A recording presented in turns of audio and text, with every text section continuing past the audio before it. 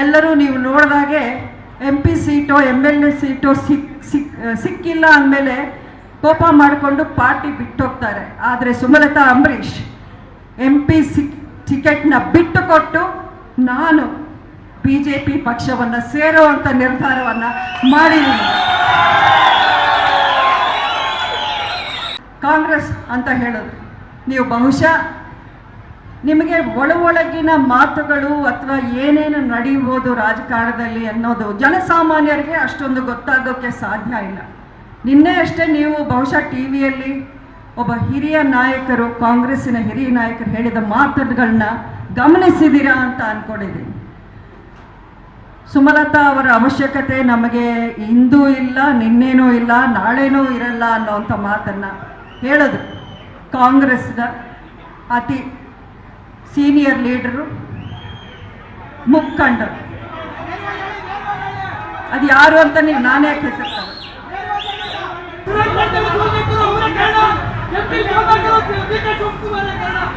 ಆಯ್ತು, ನಿಮ್ಮ ನೋವು ನನಗೆ ಅರ್ಥ ಆಗುತ್ತೆ. ಆದರೆ ನನ್ನ ಮಾತಿಗೆ ನೀವು ಹೇಳಿ, ನನಗೆ ಗೌರವ ಇಲ್ಲದೆ ಇರೋ ಕಡ ನೀವು ನಮಗೆ ಬೇಡ ಅಂತ ಹೇಳೋ ಕಡೆಗೆ ನಾನು ಹೋಗೋಕ್ಕಾಗತ್ತಾ ಅಂತ ನಿಮ್ಮಲ್ಲಿ ಯಾರಾದರೂ ಹೇಳ್ತೀರಾ? ಅಂಬರೀಷ್ ಅವರು ಅವರ ಹೆಸರಲ್ಲೇ ಸ್ವಾಭಿಮಾನ. ಅವ್ರಿಗೆ ಹೆಸರು, ನೀವು ಮಂಡ್ಯದ ಗಂಡು ಅನ್ನೋ ಹೆಸರು 100 ವರ್ಷ ಆದ್ರೂ ಈ ಮಣ್ಣಲ್ಲಿ ಅಂಬರೀಷ್ ಅವರು ಒಬ್ಬರನ್ನೇ ಕರೆಯೋದು. ಅದನ್ನು ನಾನು ಇವತ್ತು ಹೇಳ್ತಾ ಇದ್ದೀನಿ. ಆ ಒಂದು ಮಂಡ್ಯದ ಗಂಡು ಅವರ ಜೊತೆಯಲ್ಲಿ 27 ವರ್ಷ ನಾನು ಸಂಸಾರ ಮಾಡಿದವಳು. ಆ ಸ್ವಾಭಿಮಾನ ಏನು ಅನ್ನೋದು ಅವರಿಂದಾನೇ ನಾನು ಕಲ್ತಿದ್ದು. ನನಗೆ ಗೌರವ ಇಲ್ಲದೆ ಇರೋ ಕಡೆ ನನ್ನನ್ನು ಹೋಗಿ ಅಂತ ದಯವಿಟ್ಟು ನನಗೆ ಒತ್ತಾಯ ಮಾಡಬೇಡಿ ಅಂತ ನಿಮ್ಮನ್ನು ನಾನು ಕೇಳ್ಕೊತಾ ಇದ್ದೀನಿ. ನಾನು ಹೇಳಿದ್ದೀನಿ, ನನ್ನ ಮುಂದೆ ಇದ್ದಂಥ ಆಯ್ಕೆಗಳು ಯಾವುದು? ಇಂಡಿಪೆಂಡೆಂಟು ಬೇಡ, ಕಾಂಗ್ರೆಸ್ ಅಲ್ಲಿ ನಾನು ಬೇಡ ಅಂತ ಅವರೇ ಹೇಳಿದ ಮೇಲೆ ನಾನು ಯಾವತ್ತಿಗೂ ಅಲ್ಲಿಗೆ ನಾನು ಹೋಗೋದಿಲ್ಲ. ಹಾಗಿದ್ದಾಗ ಇನ್ನೊಂದು ಮುಖ್ಯ ಕಾರಣ, ನನ್ನ ಜಿಲ್ಲೆಗೆ ಒಬ್ಬ ಇಂಡಿಪೆಂಡೆಂಟ್ ಸಂಸದೆಯಾಗಿದ್ರೂ 4,000 ಕೋಟಿಯಷ್ಟು ಅನುದಾನವನ್ನು ಕೊಟ್ಟಿದ್ದು ನಮ್ಮ ಕೇಂದ್ರದಲ್ಲಿರುವಂಥ BJP ಸರ್ಕಾರ. ಅಷ್ಟೇ ಅಲ್ಲ,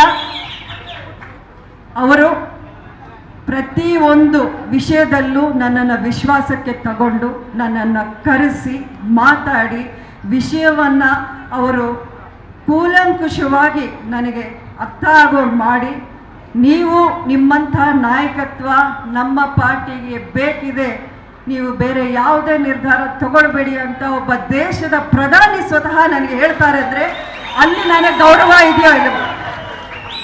ಅದು ಗೌರವ ಕೊಡೋದು ಅಂದರೆ ಅದು ಪಕ್ಷವನ್ನು ಬೆಳೆಸೋ ಒಂದು ನಾಯಕರ ಒಂದು ಗುಣ, ಒಂದು ಲಕ್ಷಣ. ಅಂದರೆ ಇವತ್ತು ನೀವು ನೋಡ್ತಾ ಇದ್ದೀರ ನಮ್ಮ ದೇಶ ಎಲ್ಲಿತ್ತು, ಇವಾಗ ಎಲ್ಲಿ ಹೋಗಿದೆ ಅನ್ನೋದು.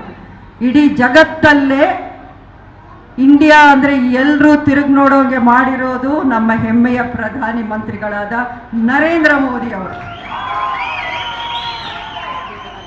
ಅವರು ಯಾವುದೇ ಒಂದು ಹೆಜ್ಜೆ ಹಾಕಿದ್ರು ಅಭಿವೃದ್ಧಿಯೇ ನನ್ನ ಮೂಲ ಮಂತ್ರ, ಆ ಮಂತ್ರವನ್ನೇ ಹೇಳ್ಕೊಂಡು ಅವ್ರು ಹೋಗ್ತಾರೆ ವಿನಃ ಅವರು ಯಾವತ್ತೂ ಸ್ವಾರ್ಥ ರಾಜಕಾರಣ ಮಾಡಿದ್ದವರಲ್ಲ. ಮಂಡ್ಯ ಜಿಲ್ಲೆಯ ಸಂಸದೆಯಾಗಿ, ಈ ಮಣ್ಣಿನ ಸೊಸೆಯಾಗಿ ಸುಮಲತಾ ಅಂಬರೀಷ್ ಏನು ಮಾಡಿದ್ದಾರೆ? ಏನು ಕೊಡುಗೆ ಅವರದು? ಏನು ಅಭಿವೃದ್ಧಿ ಅವರದು? ಎಲ್ಲೂ ಕಾಣ್ತಾ ಇಲ್ವಲ್ಲ ಅಂತ ಟೀಕ್ಸೋರು ಇದ್ದಾರೆ. ಒಂದು ಟೀ ಅಂಗಡಿಯಲ್ಲೋ, ಹಳ್ಳಿ ಕಟ್ಟೆಯಲ್ಲೋ ಅಥವಾ ಮಾಧ್ಯಮದವ್ರ ಮುಂದೆ ಬಂದು ಅವ್ರು ಕಾಣಿಸ್ಕೊಳ್ತಾರೆ, ಈ ರೀತಿ ಮಾತಾಡ್ತಾರೆ. ಆ ಮಾತಾಡೋರು ಎಲ್ಲರಿಗೂ ಈ ಉತ್ತರವನ್ನು ನೀವು ಧೈರ್ಯವಾಗಿ ಸತ್ಯವಾಗಿ ಅವರ ಮುಂದೆ ನೀವು ಸತ್ಯವನ್ನು ಇಡಿ ಇವತ್ತಿನ ದಿನ ಅಂತ ನಿಮ್ಮಲ್ಲಿ ನಾನು ಮನವಿ ಮಾಡಿಕೊಳ್ತಾ ಇದ್ದೀನಿ.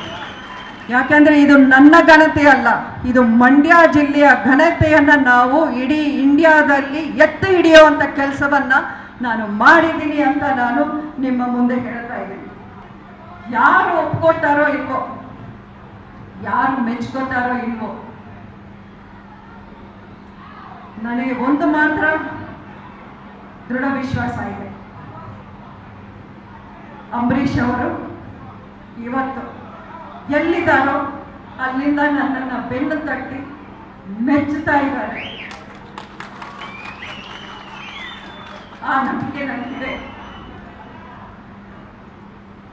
ನಾನು ಹುಚ್ಚೇಗೌಡರ ಸೊಸೆಯಾಗಿ ನಿಮ್ಮ ಮುಂದೆ ಮತವನ್ನು ಆ ದಿನ ಕೇಳಿದ್ದೀರಿ. ಆ ನಮ್ಮ ಮಾವನವರು ಅವರ ಸೊಸೆಗೆ ಹೆಮ್ಮೆಯಿಂದ ಇವತ್ತು ಆಶೀರ್ವಾದ ಮಾಡ್ತಿದ್ದಾರೆ ಅನ್ನೋ ದೃಢ ವಿಶ್ವಾಸ ನನಗಿದೆ. ಮಳವಳ್ಳಿಯಲ್ಲಿ ಇವತ್ತಿನ ದಿನ ಮಹಿಳೆಯರಿಗೆ CRPF women battalion training centre, ಅಂದರೆ ಮಹಿಳೆಯರಿಗೆ CRPF ಆರ್ಮಿಯ ಒಂದು ಟ್ರೈನಿಂಗ್ ಸೆಂಟರ್ಗೆ ಅನುಮೋದನೆ ತಂದಿದ್ದೀರಿ. ಅದು ಪರ್ಮಿಷನ್ ಕೊಟ್ಟು 23 ಎಕರೆನ ಗುರುತಿಸಿ ಕೊಟ್ಟಿದ್ದಾರೆ. ಅದು ಮುಂದಿನ ದಿನಗಳಲ್ಲಿ ಅದೂ ನಿರ್ಮಾಣ ಆಗುತ್ತೆ. ಸೊ ಮಳವಳ್ಳಿ ಸೊಸೆ ಮಳವಳ್ಳಿಯ ಋಣ ತೀರಿಸ್ಕೊಂಡಿದ್ದಾಳೆ ಅಂತ ಕೇಳುವವರಿಗೆ ನೀವು ಧೈರ್ಯವಾಗಿ ಹೇಳಬಹುದು. ಪಕ್ಷ ಸೇರ್ಪಡೆ ಇನ್ನು ಕೆಲವೇ ದಿನಗಳಲ್ಲಿ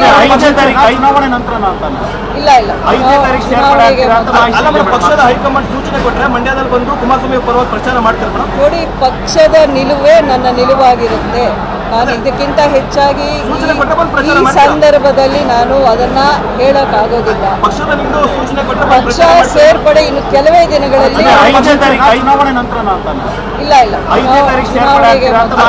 ಪಕ್ಷದ ಹೈಕಮಾಂಡ್ ಸೂಚನೆ ಕೊಟ್ಟರೆ ಮಂಡ್ಯದಲ್ಲಿ ಬಂದು ಕುಮಾರಸ್ವಾಮಿ ಪರವಾಗಿ ಪ್ರಚಾರ ಮಾಡ್ತಾರೆ ನೋಡಿ. ಪಕ್ಷದ ನಿಲುವೇ ನನ್ನ ನಿಲುವಾಗಿರುತ್ತೆ. ನಾನು ಇದಕ್ಕಿಂತ ಹೆಚ್ಚಾಗಿ ಈ ಸಂದರ್ಭದಲ್ಲಿ ನಾನು ಅದನ್ನ ಹೇಳಕ್ಕಾಗೋದಿಲ್ಲ.